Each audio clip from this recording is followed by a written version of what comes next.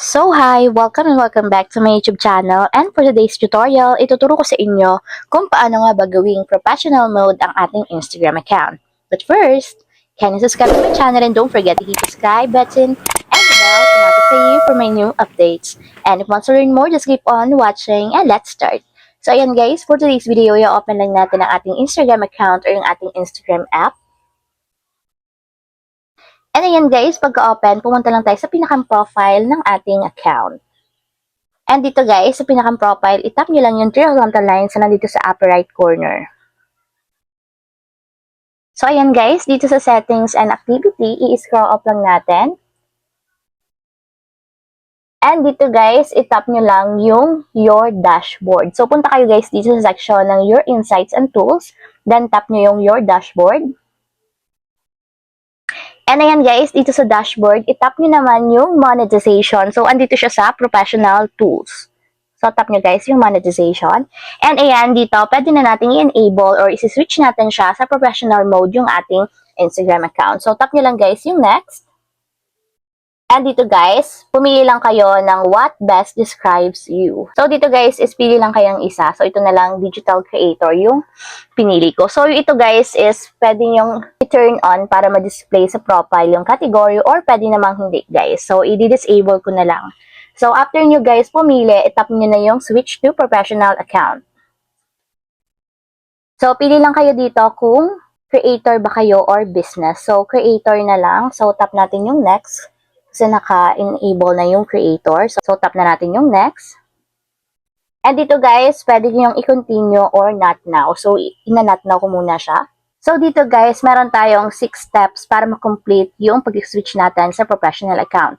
So, meron ako ditong dalawang na-accomplish, which is yung complete your profile. So, complete na kasi yung profile ko sa Instagram. And yung tell us your goal. So naka-set up na din yung aking tell us your goal. So, ito na lang guys yung wala sa akin.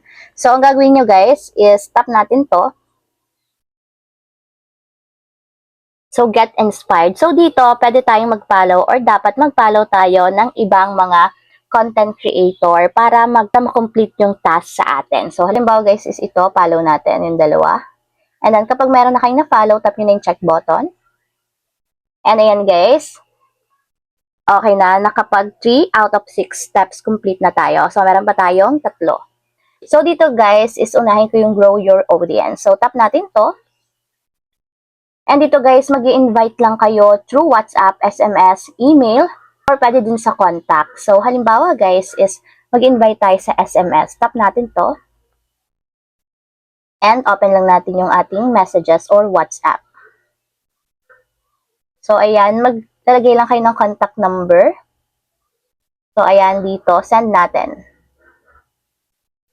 So, ayan, nakapag-send na tayo. So, ibalik naman natin siya, guys.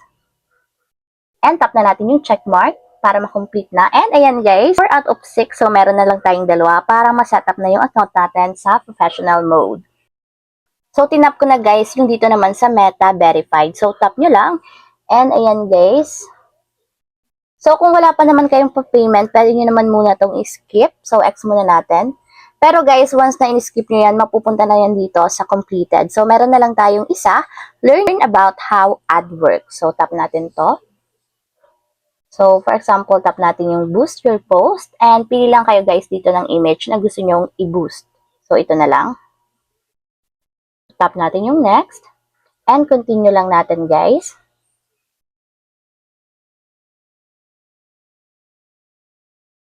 So, continue. So, ayan. Ayan guys, in-next naman natin. And then next. So, dito guys, need nyo pa ng payment. So, kung wala pa naman kayong pang payment, pwede nyo namang i-skip muna itong last na task. So, i-skip na natin. So, discard muna natin as of now. Ayan. So, yun na lang guys yung kulang sa akin. Pero after nyo namang makapag-payment through ads para magkaroon din kayo ng income as monetization, masiswitch na kayo sa professional account yung inyong Instagram.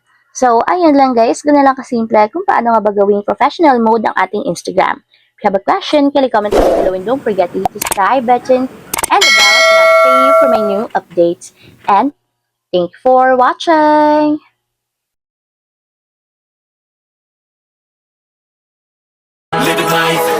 day, late at night, not okay.